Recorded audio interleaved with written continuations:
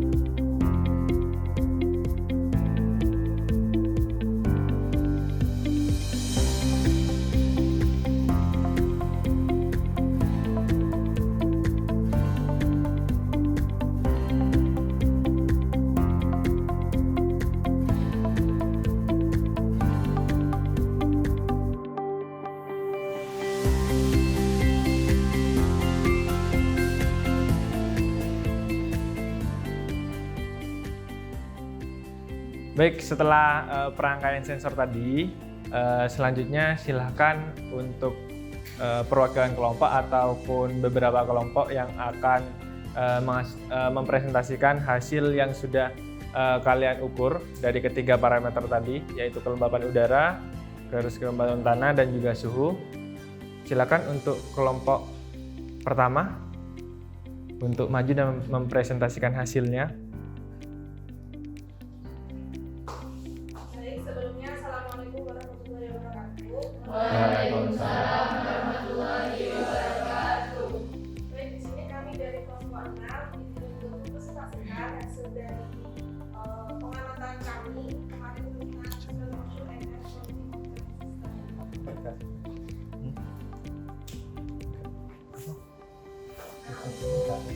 Alat dan bahan yang digunakan dalam pengamatan kami itu alat ini adalah sensor sensor PHD-11 sama laptop sama memakai untuk bahannya itu memakai alat-alat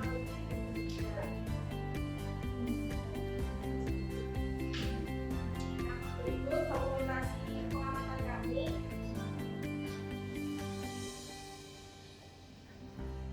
Nah, untuk yang pertama di sebelah kiri itu kita menggabungkan non-junction dan kabel PHD-11. Untuk yang sebelah kanan ini menggabungkan non-junction dan kabel soil motion atau pembakaran.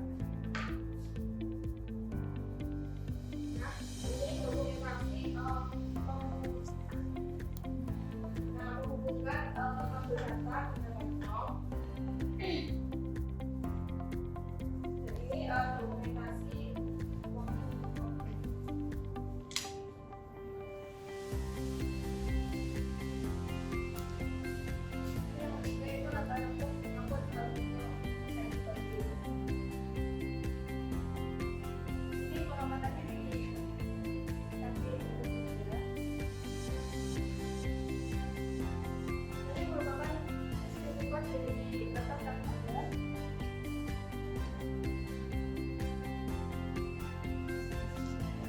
Itu pakai hotspot. Susah banget passwordnya ya.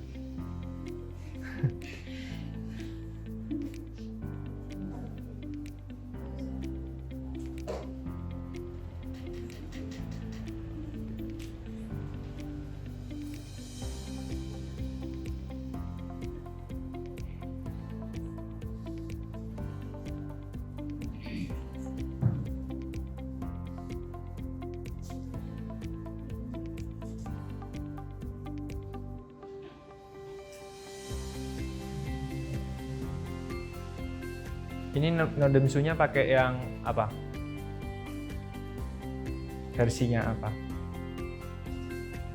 Karena Nodemsu-nya ada dua kemarin yang dipinjamkan. Ada yang CH340 sama yang portnya. Oh, nggak tahu. Oke, lanjut.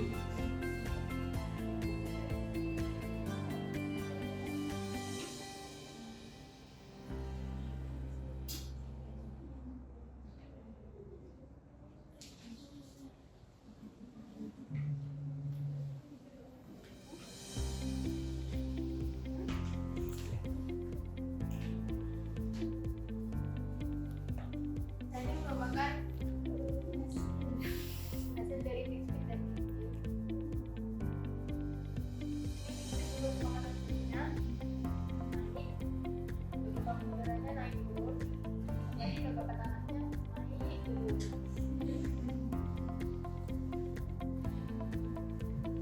Nah, ini untuk yang bikin view pada HP.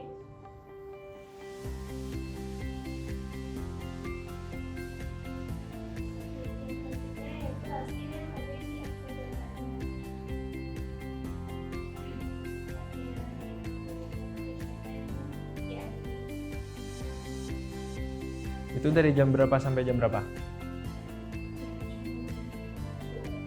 Jam 7 malam. Pagi sampai jam 9. Oke, 2 jam.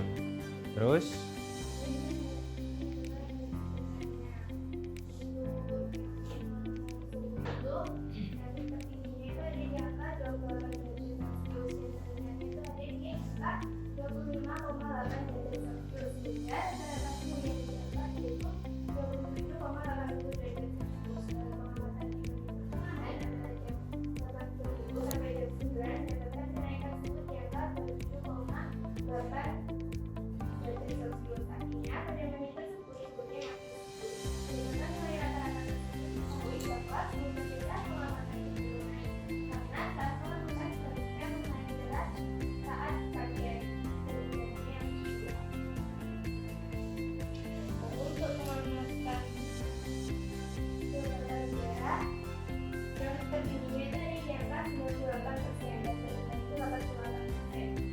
kelembapan udara dari di atas 68% dan itu sekitar tanaman melalui penggunaan. Dikarenakan suhu yang rendah menyebabkan uap air di udara yang meningkat. Sementara saat kelembapan udara berada pada titik terendah yaitu 88%, maka suhu di sekitar tanaman cenderung meningkat dikarenakan cuaca yang masih panas sehingga uap air udara menurun. Berdasarkan perhitungan dapat rata-rata kelembapan udara yaitu sekitar 93,6.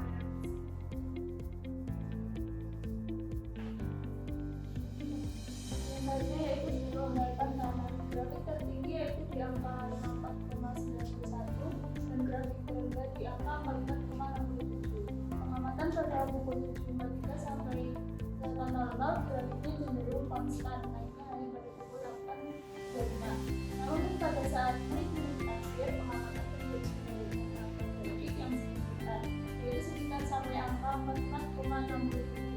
Hal ini disebabkan karena air yang meresap ke dalam tanah yang berada di dasar pot, sehingga kelembapan tanah yang berada di atas permukaan tanah yang dideteksi oleh sedimentur di pot tersebut mengalami penurunan. Berdasarkan perhitungan didapatkan hasil rata-rata sebesar 44,2. Nah, saja itu kesimpulan. Kondisi suhu di lingkungan pada saat pengamatan relatif naik dengan perubahan yang terjadi dalam suhu udara, kelembapan udara dan kelembapan tanah. Pengamatan ini menunjukkan kondisi lingkungan dengan suhu yang meningkat, kelembapan udara yang menurun, dan tanah dalam keadaan kering. Perubahan cuaca dari dingin menjadi panas juga mempengaruhi perubahan dalam parameter lingkungan yang diamati.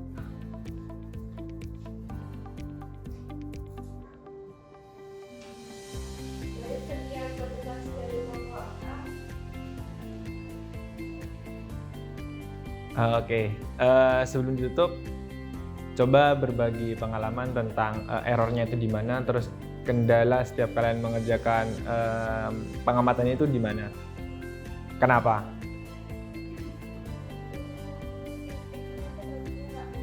Grafiknya nggak muncul. Itu kenapa? Oh, karena jaringan? Iya, Bukan karena codingnya, Bay? bukan. Oke. Terus? Terus yang waktu revisian itu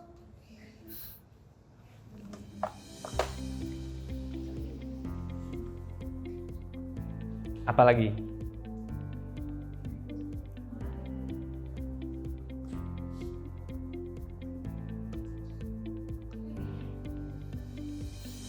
Kenapa lagi? Mungkin dari teman-temannya ada yang mau ditanyakan?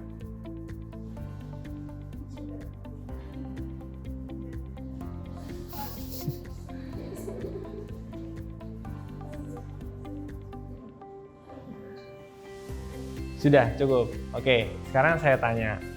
Antara suhu dan juga kelembapan udara itu berbanding lurus atau berbanding terbalik? Dari data yang kalian dapatkan tadi, suhu dan juga kelembapan udara itu berbanding lurus atau berbanding terbalik?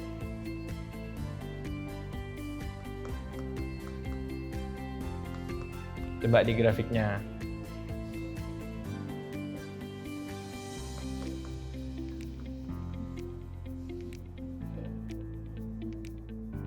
Nah, pengamatan suhu dan juga pengamatan kelembapan udara berbanding terbalik atau berbanding lurus?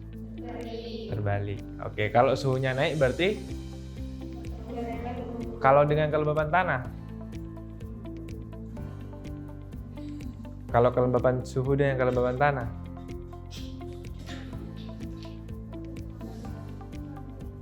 Sama? Suhu dengan tanah?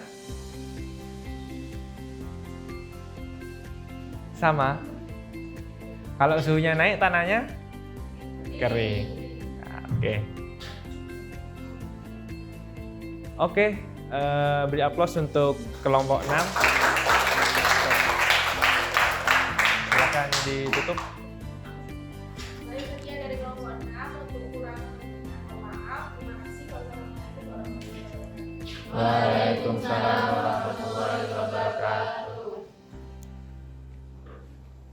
Baik, dari semua yang sudah kalian presentasikan di depan, nah di sini sekarang saya ingin menanyakan tentang kesimpulan dari sebuah pengamatan kalian. Dari kalian kan sudah mengamati yang namanya kelembaban udara, kelembaban tanah, terus suhu. Nah, dari ketiga parameter itu, apa yang akan kalian lakukan kalau sudah kalian tahu, oh ini kelembaban udaranya sekian, terus suhunya sekian, kemudian kelembaban tanahnya sekian dari tumbuhan ini. Terus apa yang akan kalian lakukan setelah kalian mengetahui ukuran dari ketiga parameter itu? Apakah dibiarin saja? Dibiarin saja? Atau melakukan apa? Diapain? Mungkin satu. Oke. Di suhunya mungkin kalau suhu ruangan berapa? Hah? 25 derajat Celcius. Oke. Kalian ada sebuah tumbuhan di dalam sebuah ruangan. Nah, suhunya itu sekitar 30 lebih. Apa yang aksi kalian yang akan lakukan kepada tumbuhan itu? Dipindah kemana? Ke suhu yang oke, itu aksi yang pertama. Aksi yang kedua pasti kalian siram untuk menyesuaikan udara dan juga kelembaban tanahnya. Oke, kalau yang kelembaban udara tadi satuannya apa? Satuannya?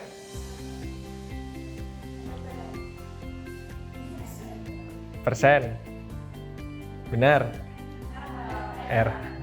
Ya, persen atau RH. Jadi pada saat kelembaban udaranya itu naik, ya, kelembaban udara itu naik, otomatis kelembaban tanahnya itu tambah basah apa tambah kering? Kelembaban udara ini naik, kelembaban tanahnya itu turun apa naik? Ya basah. Kenapa? Karena kalau kan suhu sama kelembaban udara itu kan berbanding terbalik. Iya kan? Sampai sini paham? Oke. Dari semua yang kita pelajari pada hari ini itu adalah masuk ke dalam STEM. Sudah tahu STEM? Apa itu STEM?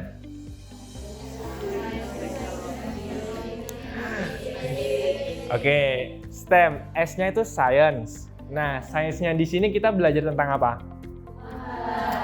Tumbuhan, ya oke. Terus kadar air dan juga udara pada setiap tumbuhan. Terus T, teknologi. Nah, teknologinya kalian belajar tentang apa?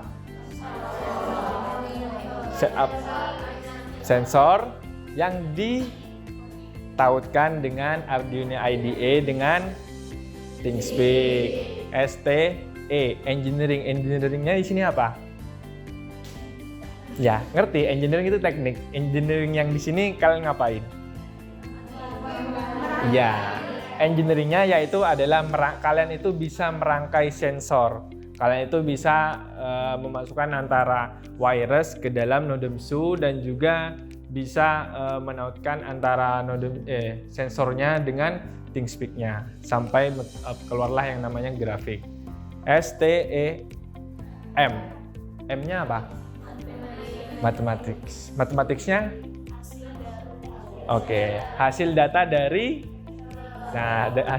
sensor. Nah, ini nantinya kalian bisa melanjutkan penelitian atau pengamatan ini menggunakan machine learning. Nah, machine learning ini nantinya kalian akan bertemu dengan yang namanya MATLAB.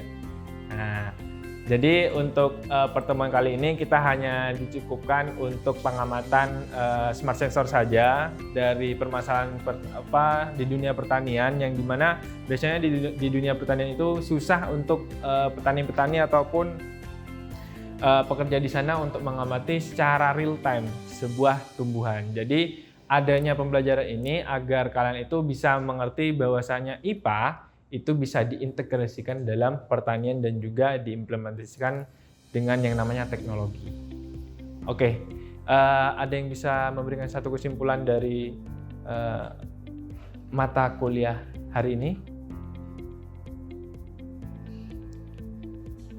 Dari semua yang kalian pelajari hari ini, dari pertemuan 1 sampai sekarang sampai detik ini, apa yang bisa kalian simpulkan?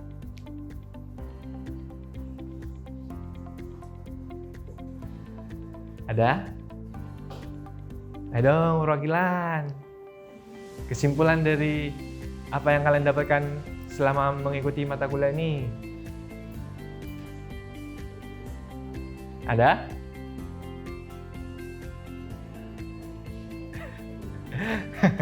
Oke, saya rangkum saja. Jadi saya yang bertanya, saya yang menjawab sendiri ya. Oke, jadi kesimpulannya di sini dari awal yang pertamanya di sini kan kalian itu berada pada abad 21 ya, ngerti abad 21. Nah, abad 21 di sini kalian itu dituntut untuk masuk ke dalam pembelajaran yang dimana penuh dengan adanya teknologi. Nah, nantinya di situ kalian akan diberi sebuah tantangan tentang pembelajaran yang berbasis teknologi. Nah, ini adalah salah satu contohnya. Mungkin dengan pembelajaran ini dari semua yang kalian pelajari dari awal sampai akhir bisa kalian gunakan untuk basic kalian membuat yang namanya skripsi, satu. Kemudian yang kedua, kalian bisa mengimplementasikan ini ke dalam lingkungan kalian yang memiliki sawah ya. Tapi ya tentu saja alatnya juga butuh alat yang lebih besar. Nah, itu. Kemudian yang ketiga, yang pertama tadi apa? Sebagai bahan dasar kalian untuk merancang skripsi. Kemudian yang kedua, nah, untuk kalian implementasikan dalam ya, lingkungan. Oke, terus yang ketiga? Belum? Oke, hanya dua. Saya kira kalian mau ada salah satu yang mau menjawab. Oke, mungkin cukup sekian untuk hari ini. Semoga ilmu yang kalian terima hari ini bisa bermanfaat dan barokah. Amin. Oke, sampai bertemu di pertemuan selanjutnya. Saya akhiri. Wassalamualaikum warahmatullahi wabarakatuh. Waalaikumsalam warahmatullahi wabarakatuh. Terima kasih ya.